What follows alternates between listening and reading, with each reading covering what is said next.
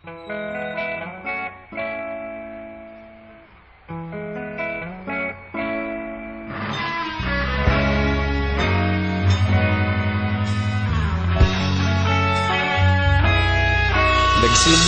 ang lahat sa eskwela, nagsama-samang 12, sa kalokohan at sa tuksuhan, hindi maawat sa isa't isa.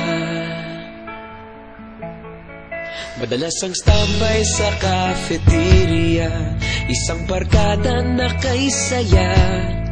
Laging may hawak-hawak na gitara, konting udyok lamang kakanta na.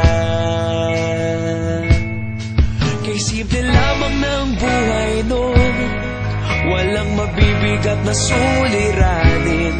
Problema lamang laging kulang ang datong.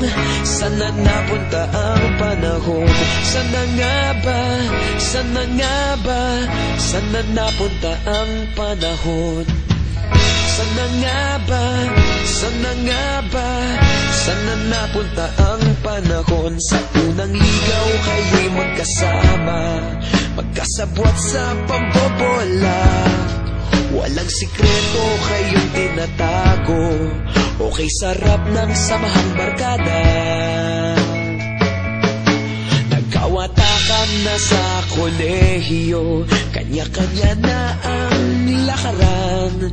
Kahit minsanan na lang kung magkita, pagkakaibigay hindi nawala. At kung saan na napadpad ang ilan, sa dating eskwela meron din naiwan.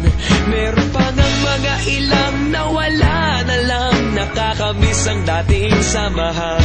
Sana nga ba? Sana nga ba? Sana nga bang barkada ngayon? Sana nga ba? Sana nga ba?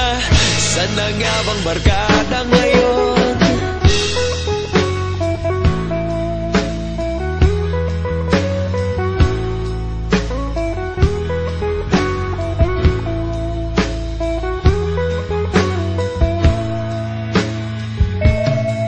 Ilang taon din ang nakalipas, wala pa sa aming tatay na nagsusumikap upang yumaman at guminhawang kinabukasan. Paminsan-minsan kami nagkikita, mga naiwan at natira.